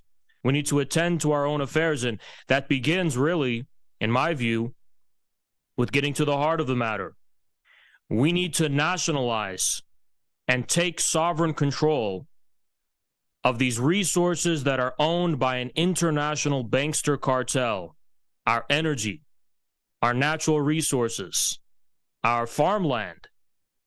And most importantly, we need to dismantle the Federal Reserve and have our own sovereign financial system.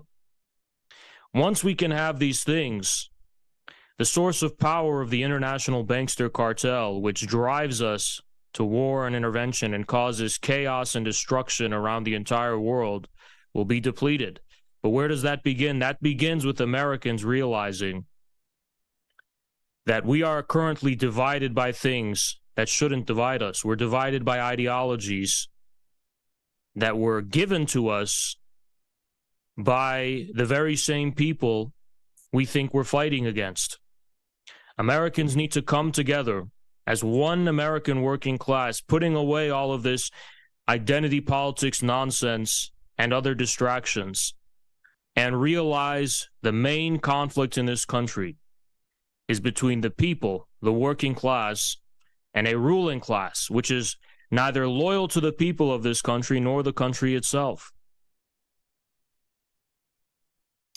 Well, if there's one person who's doing more to frighten and piss off the international oligarchical elite, Klaus Schwab, World Economic Forum, Clinton Global Initiative, whatever it might be, it's Haz al-Din. So everyone be sure to follow Haz on Twitter at InfraHaz, and check out his YouTube and his Kick stream, which you can find by searching Infrared Haz online. So Haz, thank you so much for joining us here today.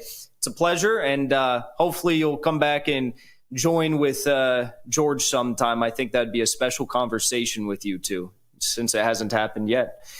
All right, everybody. Well, I want to remind you, we're about to go to a break, but I want to remind you, if you want to call into the show, you can do so with the Canada-US number 1-844-944-3344. If you're in the United Kingdom, you can call in at 08081 965522. Anywhere else in the world, you can call in at 0044-203-966-2625 and email us at onair@moats.tv. We'll be right back. We're going to be diving into some more conversations and also bringing on our guest, Dan Cohen, to talk about the Israeli genocide on Gaza. See you soon.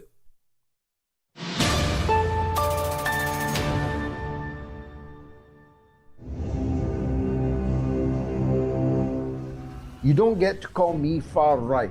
You don't get to call me that on my own show. A lifelong socialist, the leader of a socialist party, the Workers' Party of Britain, with an Indonesian wife, with 5 mixed-race children, with a record of fighting racism all of my life, representing more people of colour in the British Parliament than anyone in history by a country mile. You don't get to call me far right.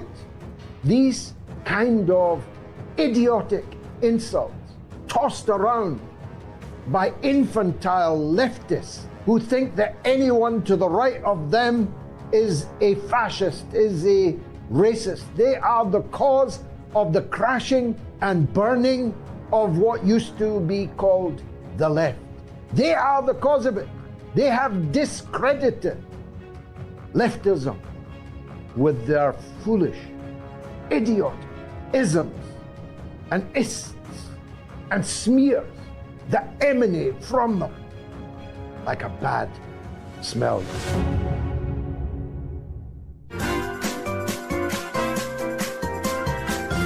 You are listening to the mother of all talk shows with George Galloway.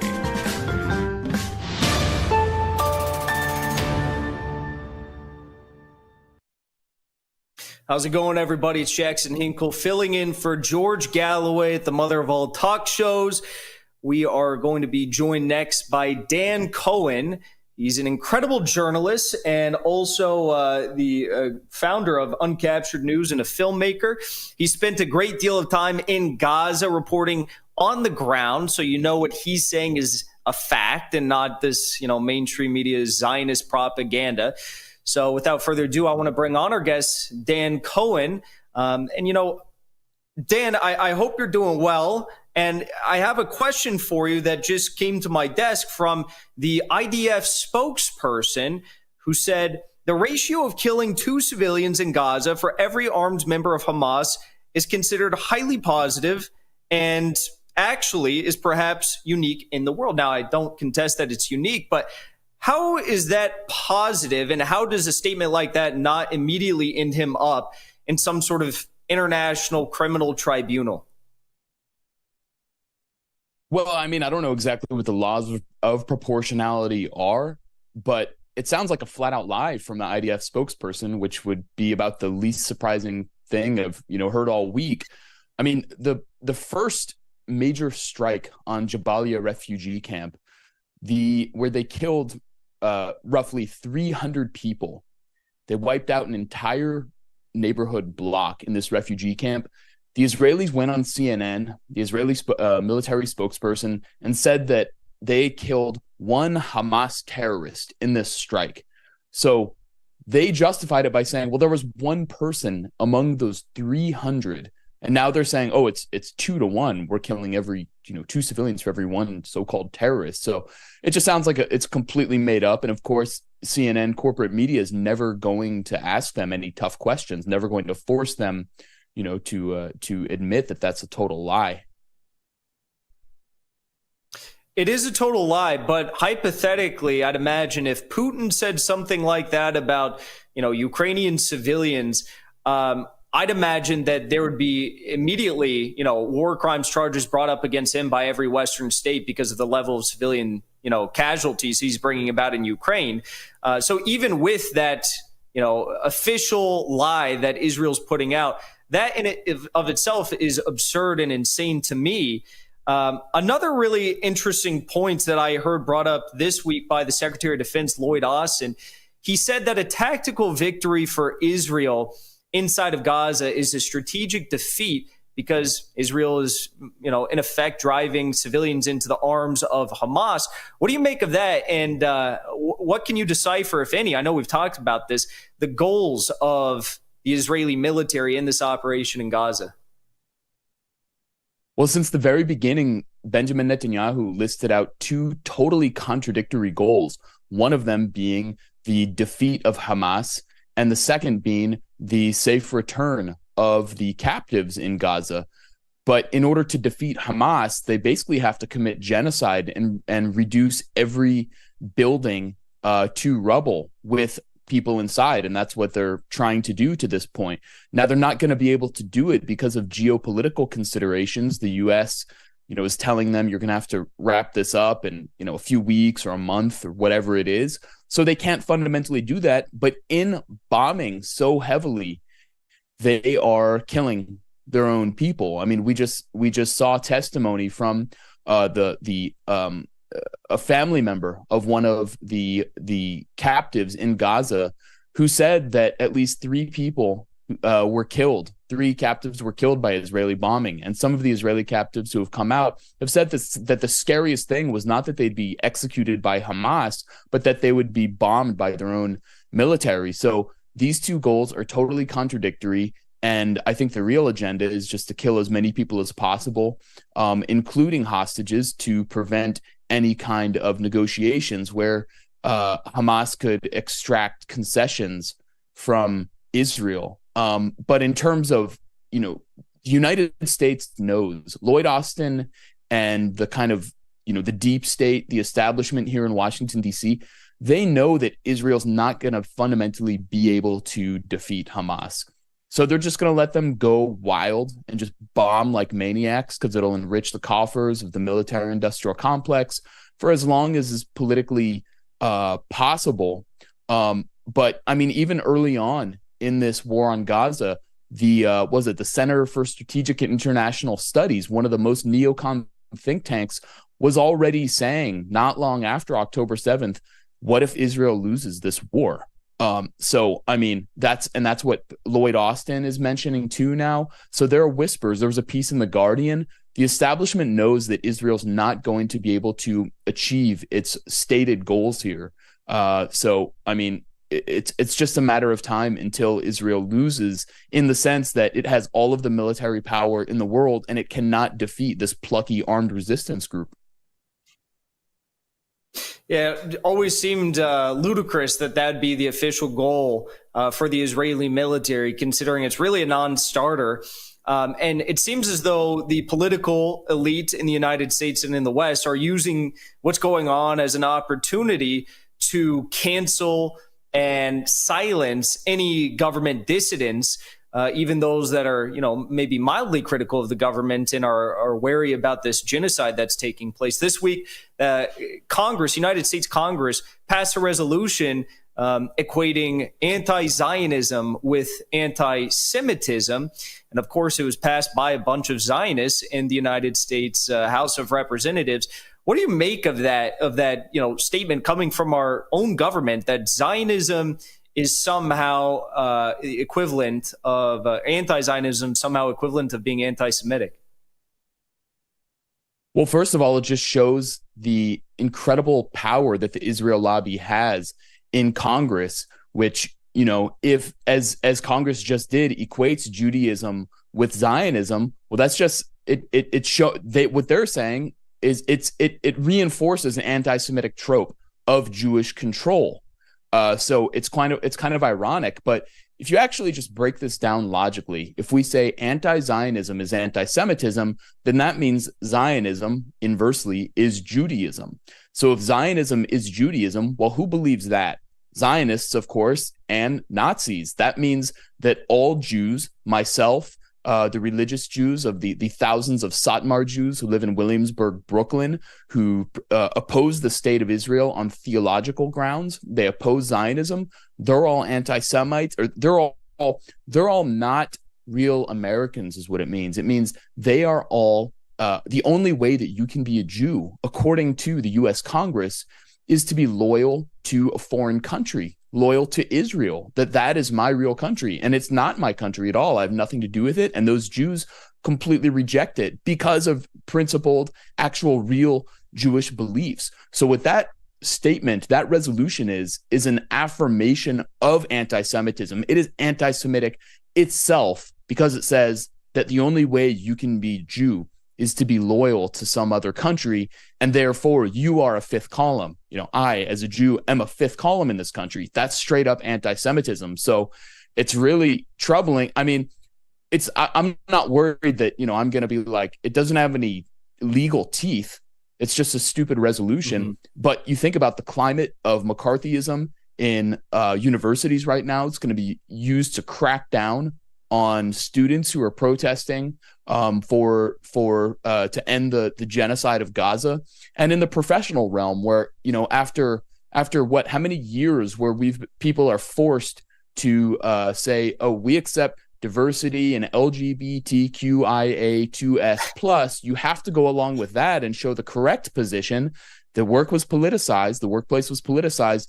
Suddenly, if you want to express your political opinion that you oppose genocide, suddenly you're an anti-Semite and you have to be fired. That's what this is really about, is cracking down on free speech and doing away with all dissent. Mm-hmm.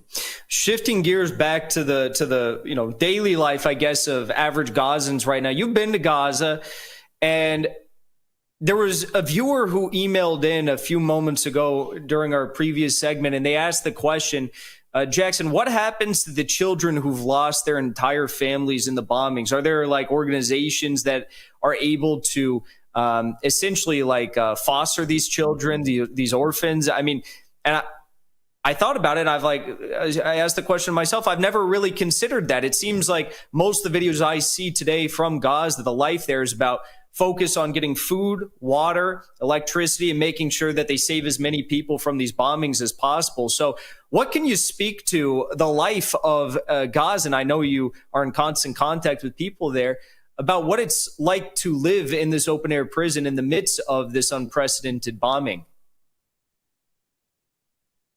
Well, I mean, it's just beyond anything that you or I can imagine. I mean, I've been in Gaza under bombing. I've seen 14-story towers taken out by American-supplied bunker busters in what an Israeli general compared to 9/11, saying that this was like 9/11 for Gaza. You know, comparing the Israeli military favorably to Al-Qaeda. I actually watched them say that. But, I mean, that was in 2014. What's happening now is just a complete different scale than anything we can imagine. I don't even have words for the level of just horror that Palestinians in Gaza are suffering through on a daily basis. Constant bombing, day and night, maximum a couple of hours of sleep.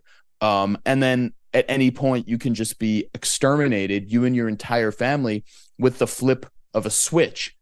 And, you know, they have the unfortunate choice of basically dispersing into different homes or different parts of the home, hoping that maybe someone will survive if they get bombed, or maybe you can all stay together. So then when you have your last moments together, that's the choice Palestinians are being given in Gaza. And many of them just choose to stay together because nowhere is safe. So you might as well be together and die with your family instead of being alone. In terms of the orphan children, of which there are many, I mean, inside Gaza's hospitals, which are, you know, most of them are not functional anymore at all. There was a term, it was like no remaining injured, no remaining family members of babies and small children whose entire families have been exterminated. And there is no social support for these kids who are, maimed and barely survived. They have no family that's going to take them. So how is Gaza supposed to deal with that? It's just the most horrifying, criminal, shocking actions possible. And there has to be accountability. If there's any kind of civilization in this world, Netanyahu and his band of war criminals and Biden and all of the enablers here in Washington should be on trial for genocide. I agree with that. And, you know, it seems as though whatever goals Israel had in this operation, they're beginning to already recognize, at least the rank and file are beginning to recognize, that it's completely unachievable. There was a report from Al Jazeera, which we have yet to, I guess, get 100% confirmation on, but they said that up to 70% of Israeli troops in the north of Gaza may in fact begin to be facing a potential withdrawal from the north of Gaza because of the level of Hamas and resistance airstrikes on their positions there. Can you comment on that and, share what you may have heard about the situation for those troops in the north of Gaza? I mean, it's hard to know what exactly the reality on the ground is, but, the Israelis, like if you read Israeli media, the front headlines are always, encircling Khan Yunis. It's always about the incredible success the Israeli military has. It's just total propaganda. But then we see these videos that Hamas and Al-Qassam, its armed wing, are releasing of their fighters basically smoking Israeli soldiers and Israeli tanks. And there are images that have come out of a graveyard of Israeli tanks and armored vehicles. So it's hard to know what exactly the casualties on the Israeli side really are, though they have, of course, every reason to hide those real numbers. And I mean, the most stunning video to me was the one that came out yesterday where a Qassam fighter popped out of some tunnel, just poked his head up with a camera, and you see Israeli soldiers walking around. So it suggests that the Israelis, I mean, look, they want to say they are in control. Hamas never tried to stop them from really fully coming into Gaza. That's not what a resistance movement does. It doesn't go for a full-on clash, military against military. It's death by 1,000 cuts. That is Al-Qassam's strategy. So, the Israelis can, blow up buildings and post videos of all these kinds of things and make themselves look strong and undefeatable to the outside world and to their own public. But I mean, the reality is they just simply cannot control Gaza, which has a very sophisticated armed resistance, multiple factions that all work together, and a very complex tunnel system that they just simply don't know what to do with.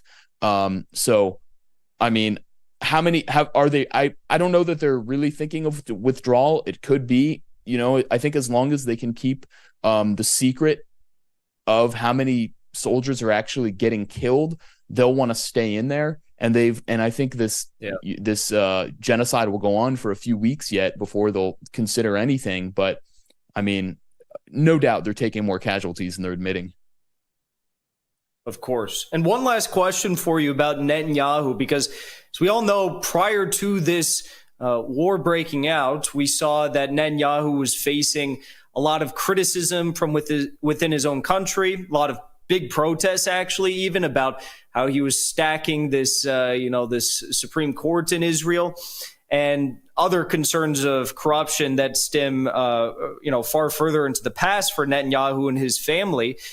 We're now witnessing something really odd take place. Netanyahu had a meeting with the families of hostages who are still inside of Gaza, and he told those families that he's not going to be able to free all of the hostages, and that caused an uproar at the meeting. Also, we saw that a family, one of the families of these hostages who's actually been freed and back in Israel, they refused to meet with Netanyahu upon their return.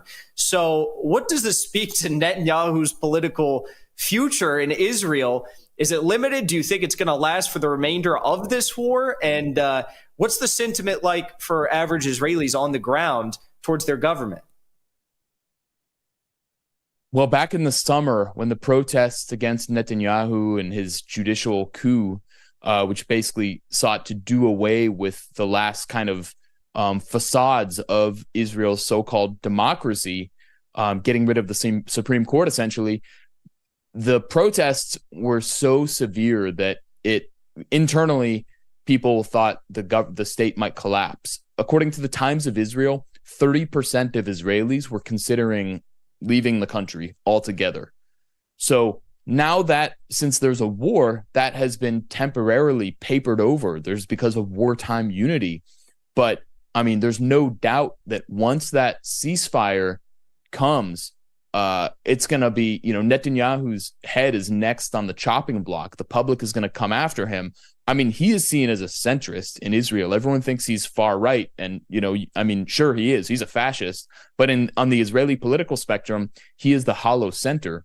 The real right wing is who put him into power in order to protect his political career. And so once they don't need him anymore and they smell weakness, they'll do away with him, and Netanyahu will basically be finished. I mean, he's the longest serving prime minister in Israeli history, and I think he's basically done for. This is his last hurrah. And we see that the United States is basically looking to get rid of Netanyahu too. That's been clear for a couple of months because the asset has become a liability. And so even during those protests, you actually saw the U.S. hand inside in those. The former prime minister, Ehud Barak, confirmed that they were basically using color revolution style tactics to oust Netanyahu because they need someone who can maintain the facade, the mirage, the lie of Israeli democracy. And Netanyahu's just too dirty now. So they want to bring in someone kind of weaker, more pliable,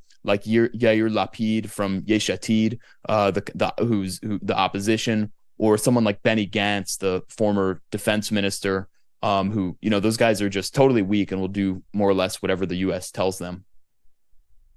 Mm-hmm. Well, as much as I can't wait for the day in which Netanyahu's out, I think for the rest of the world, and especially for Palestinians, it's probably going to be much worse to have a happy liberal face on the cover of genocide that's taking place, and the world will probably look the other way once that takes place, unfortunately. So anyways, Dan Cohen, thank you so much for joining us, and everyone be sure to follow Dan. On Twitter, you can follow him at Dan Cohen. He also does great reporting at Uncaptured News. It's new that you launched Uncaptured News, right? Yeah, it's really just since October 7th that I've decided to just put all my effort into it full time. So I think it's Uncaptured News on Twitter, and I'm Dan Cohen 3000 on Twitter. So check me out there. Great. Awesome. Dan, thank you so much for joining us here on the Mother of All Talk Shows. Again, greatly appreciate your expertise. And I'm looking here. We got an email from Rubio Twirls that I want to read off for all of you. Rubio says, George and Jackson, thank your audience for demanding that Biden, with his incipient blood-stained mind for complicity and a crime against humanity, no room near heaven for bloodstains, only quivering fear and decaying mind rot. It's something interesting about people like Biden and people like Netanyahu that might go over some people's initial analysis of the situation. Is they look at Netanyahu, they look at Biden, they say these guys are so terrible.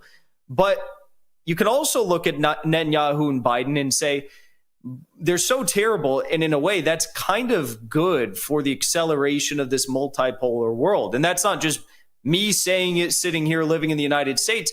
Even Nasrallah, the head of Hezbollah in Lebanon, said that Netanyahu's a preferable leader in Israel because he's so terrible, he's so genocidal, that the world has woken up to the Palestinian resistance and what the criminals in Israel are doing. So in a way, they're so terrible that they wake the world up. I hope the world stays awake, though, once they're gone. And looks like we got a call here coming from Daniel. We're going to hop on the phone line. Again, you can call us at those numbers at the bottom of the screen. Daniel from San Antonio. How's it going? How you doing? I'm doing fine. About to go get fuel. I'm a truck driver, a long-haul truck driver.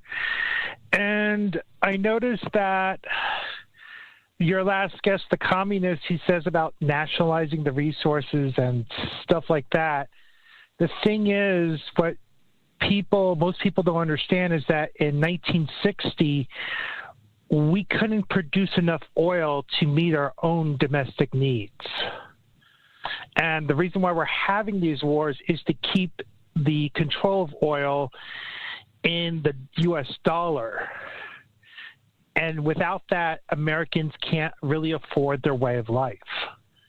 Living with having to have a car, a house at the edge of town, these things are just not sustainable in the long run.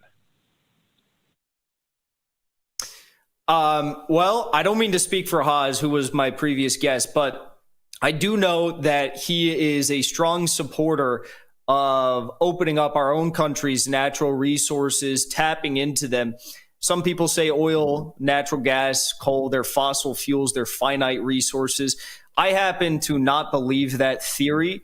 I don't think they're finite, and I think we have more than enough resources all across the United States, including Alaska, to tap into to hopefully meet our basic needs. But if we don't, of course, that's why and I'm sure you also support, reaching across the aisle and establishing peace with all these nations like Russia, like Iran.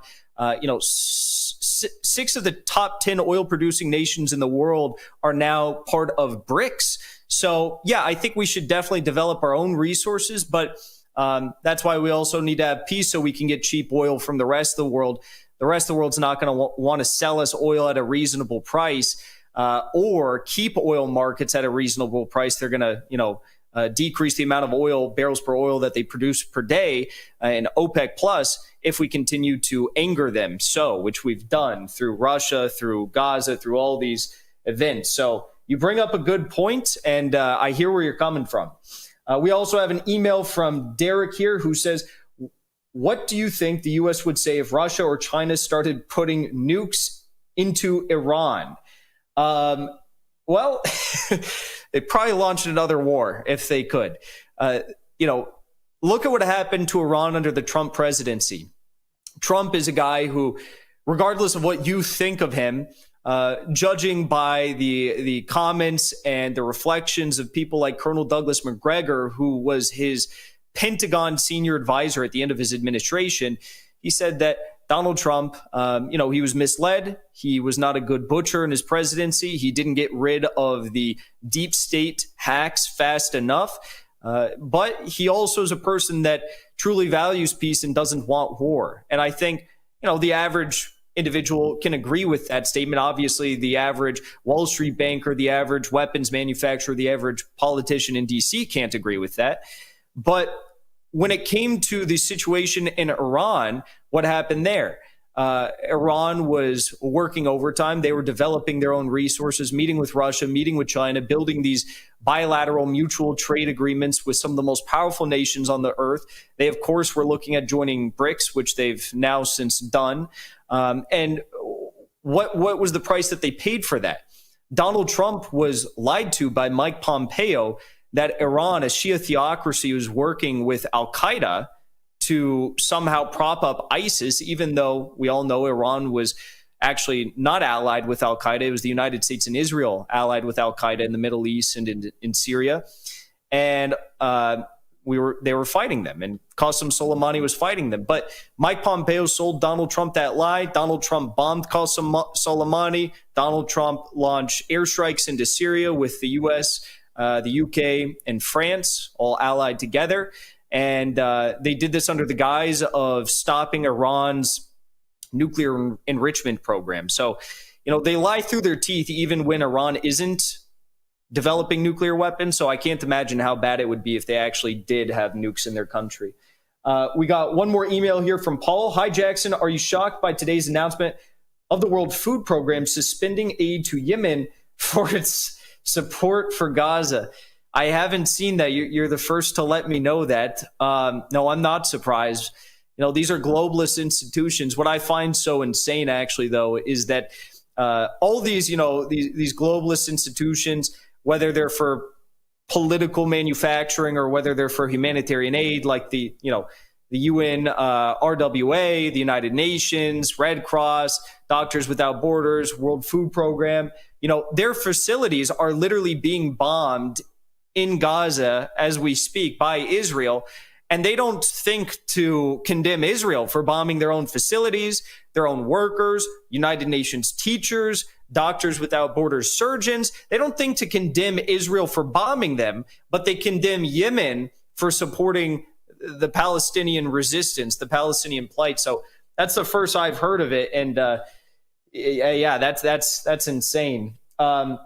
We got another caller here, Hussein from Lebanon, to discuss the issue of Palestine. Hussein, how's it going? Hi, Jackson. Thank you for taking my call, and it's a pleasure to talk to you.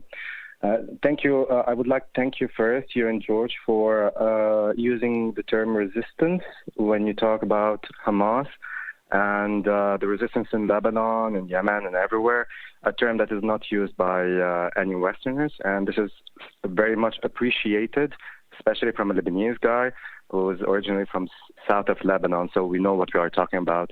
So I would like to thank you about that. And actually, I was surprised with the poll that is ongoing on your show tonight, which answers maybe the question that George asked on Sunday evening.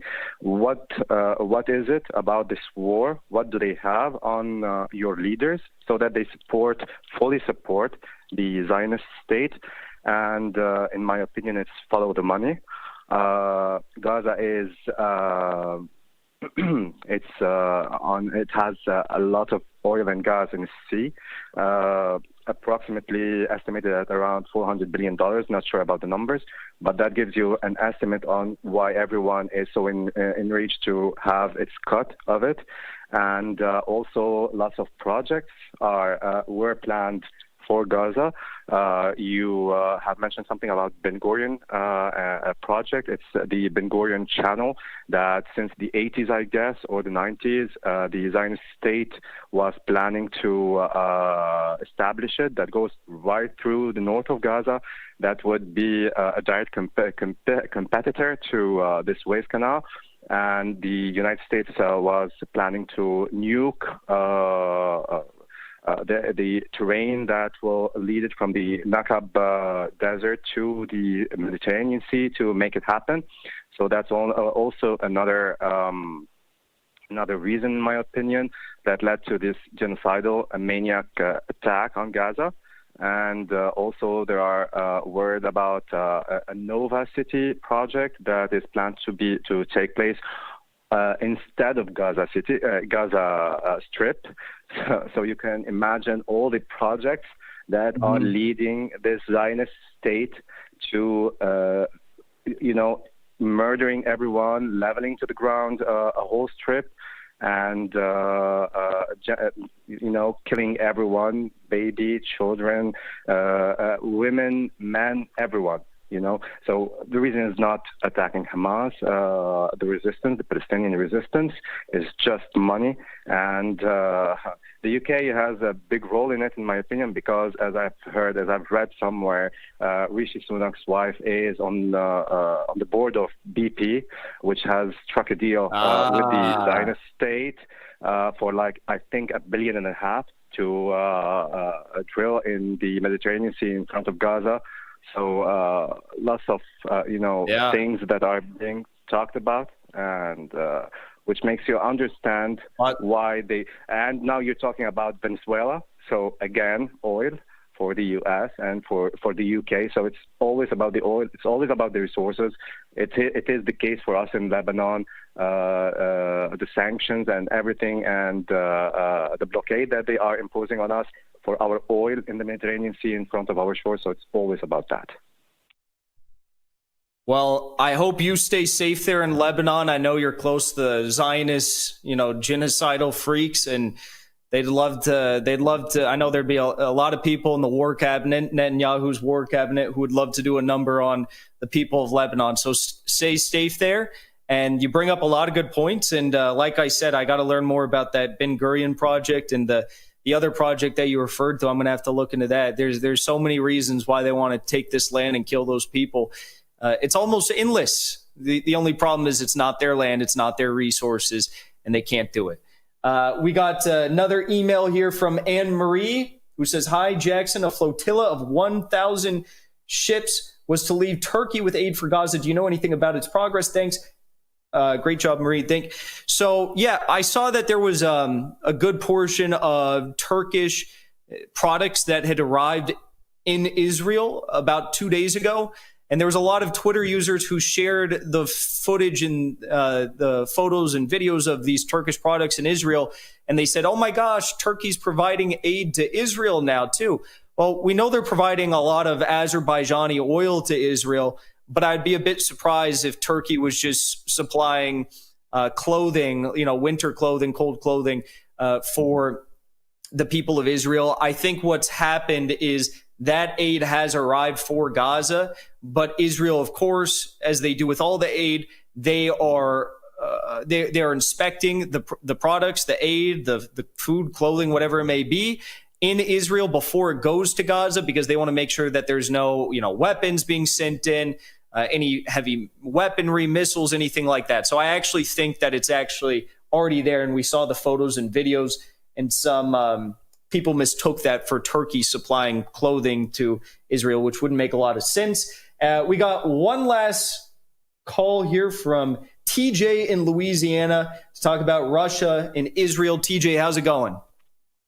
Hey, Jackson, it's going pretty good. I really appreciate you coming on the show tonight, and I've been following you for quite some time. Actually, since you just started on YouTube, and I think you did a really good job on the Beautician and the Beast when you were on their show, and you just pretty much dismantled two guys at one time. But they seem to light pit 2 and 3 guys when they debate you, and every time you seem to debate, it's like you're always debating more than one person.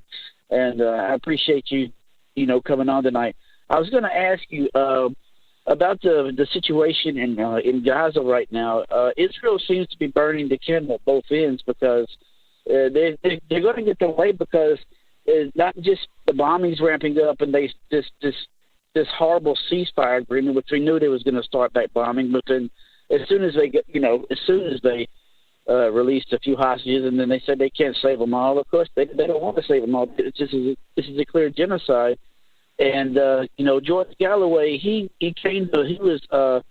there was a mutual aid program known as the Oil for Food program, and he testified in front of Congress here back in the States against Norm Coleman, who actually lost to Jesse Ventura in the Minnesota race, and George Galloway was heavily against the Oil for Food program because it only provided 30 cents per Iraqi per day for food, clothing, medicine, and it was a terrible program. And I was going to ask you, where do you see anybody coming in and stepping in? Like I think George had a really good idea about sending a hospital boat over there, and said, if you blow this up, then you're going to, like China sending a hospital boat over there. And if you blow this up, then we're going to retaliate against you because we're trying to save lives. Do you think something like that should be done along those lines, or maybe more since, or maybe another way to get aid to the people of Gaza? Yeah, I heard that idea about, some sort of a ship that could provide medical aid. I think that's actually a great idea. And, the craziest part of all is it does not have to be China that ships a medical boat all the way from China to the people of Gaza. It could be as simple as, the UAE. It could be Saudi Arabia. It could be any of these Arab Gulf states. It could be Turkey. Erdogan, he had this great march for Palestine. He's wearing the keffiyeh. He's saying, Israel's they're genocidal actors, they're war criminals. So they all talk big game, but they're not willing to do anything. That's why I think the idea of China or Russia is so probably on the nose with what is one of the only outcomes of something that could happen like this, because they're the only countries who actually have balls. Their leadership, Xi Jinping and Putin, they're the only ones who are actually willing to take a stand against the U.S. Saudi Arabia won't. Qatar, kind of not really. The UAE, definitely not. They're co-opted by the Zionists. Egypt won't. Jordan won't. Turkey is a NATO state. They won't. So, yeah, I think that's a great point. And I appreciate that story about George. George is obviously a living legend, and I've been very honored to host the show tonight. And we're going to wrap things up. And I just got to say, big thank you to George Galloway for letting me host the show. I know he's on important business in the UAE, and he also is, maybe he got to say hi to Putin while he was in the UAE. I don't know. We'll have to wait and see. But for those of you who are looking to follow along with my work, you can do so at The Dive with Jackson Hinkle on Rumble. You can also follow me on Twitter at Jackson Hinkle. They've banned my show from YouTube, Twitch, a whole host of other platforms. So follow along on Rumble. Support us over there. Thank you so much, everybody, for your support. It's been an honor and a blessing to host the show. We discussed a number of very important subjects Russia, the Ukraine war, Gaza, with everything happening with the Israeli genocide, and even the situation with Venezuela and, Guyana Essequibo. So in this multipolar world, what we need to do is keep fighting for the truth and countering the BS propaganda. Thank you all, and good night.